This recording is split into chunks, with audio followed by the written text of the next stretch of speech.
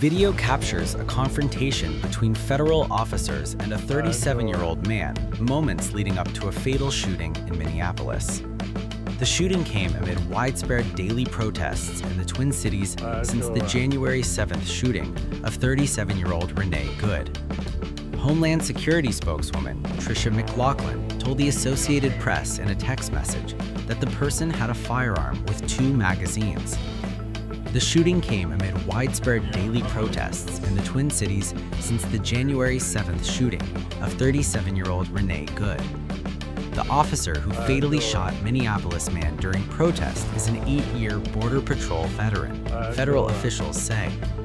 Family members say the man killed by a U.S. Border Patrol officer in Minneapolis on Saturday was an intensive care nurse at a Department of Veterans Affairs hospital who cared deeply about people and was upset by President Donald Trump's immigration crackdown in his city. Alex Pretti, 37, was an avid outdoorsman who enjoyed getting in adventures with Jewel, his beloved Catahoula leopard dog, who also recently died.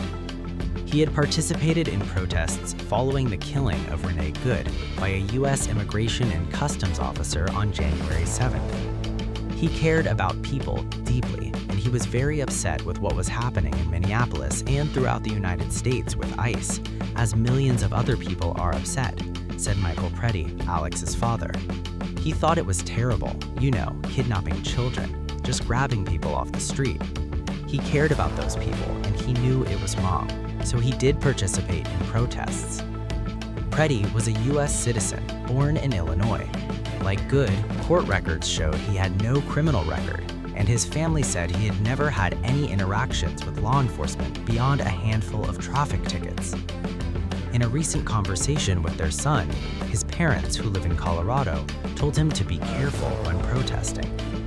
The Department of Homeland Security said that the man was shot after he approached Border Patrol officers with a 9mm semi-automatic handgun. Officials did not specify if Pretti brandished the gun. In bystander videos of the shooting that emerged soon after, Pretti is seen with a phone in his hand, but none appears to show him with a visible weapon. Family members said Pretti owned a handgun and had a permit to carry a concealed handgun in Minnesota. They said they had never known him to carry it. Minneapolis Governor Tim Walz, a Democrat, said in a social media post that he had been in contact with the White House after the shooting. He called on President Donald Trump to end the crackdown in his state. The details surrounding the shooting weren't immediately clear. At 9:05 a.m. Central Time, the Department of Homeland Security law enforcement officials and officers were conducting targeted operations in Minneapolis against an illegal alien whose criminal history included domestic assault with intentionally inflicting bodily harm, disorderly conduct, and driving without a valid license. An individual approached U.S. Border Patrol officers with a 9mm semi-automatic handgun. The officers attempted to disarm this individual, but the armed suspect reacted violently. Fearing for his life and for the lives of his fellow officers around him, an agent fired defensive shots. Medics were on the scene immediately and attempted to deliver medical aid to the subject, but he was pronounced dead at the scene. The suspect also had 2 magazines with ammunition in them that held dozens of rounds. He also had no ID. This looks like a situation where an individual arrived at this scene to inflict maximum damage on individuals and to kill law enforcement. About hundreds of protesters then showed up at the scene.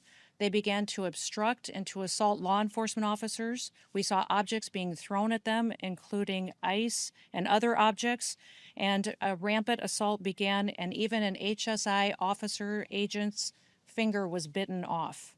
Crowd control measures were deployed to bring safety to the public and to law enforcement at the scene. And once again, I want to remind everybody that this situation and this tragedy did not have to happen. This individual showed up to impede a law enforcement operation and assaulted our officers. They responded according to their training and took action to defend the officer's life and those of the public around him. And I don't know of any peaceful protester that shows up with a gun and ammunition rather than a sign. This is a violent riot when you have someone showing up with weapons and are using them to assault law enforcement officers. Our message is really clear and straightforward. We need ICE out of Minnesota. They are not making us more safe. As the tragic killing this morning, as people saw it viscerally on that video, shows us they are making us less safe. And finally, we call on our Republican colleagues to stand with us. I know they know what's going on here because it's happening in their own districts. Right now, we are focused on getting ICE out of the state. And of course, we will use every lever that we have. But I do remind people that Donald Trump runs the White House. And sadly, because to date we have not seen the Republican members of Congress standing up, he also seems to run the Congress. The city of Minneapolis is filing a declaration after today's shooting to encourage the judge to rule on a temporary restraining order on Monday that would grant us immediate relief and would help stop this operation that has been so harmful to the city of Minneapolis. The state of Minnesota has resulted in multiple shootings and tragic deaths. I have formally requested assistance from the National Guard to support the limited number of officers that we have in the Minneapolis Police Department. We have around 600 officers in total. Days off have been canceled. Our incredible Minneapolis police officers have been working tirelessly to do their day-to-day work, and simultaneously they are put in the middle of these chaotic situations. We will not be able to do this on our own, and so we are getting assistance from both mutual aid jurisdictions as well as the request to the governor for the National Guard, and we're appreciative of the assistance. Our officers are tired.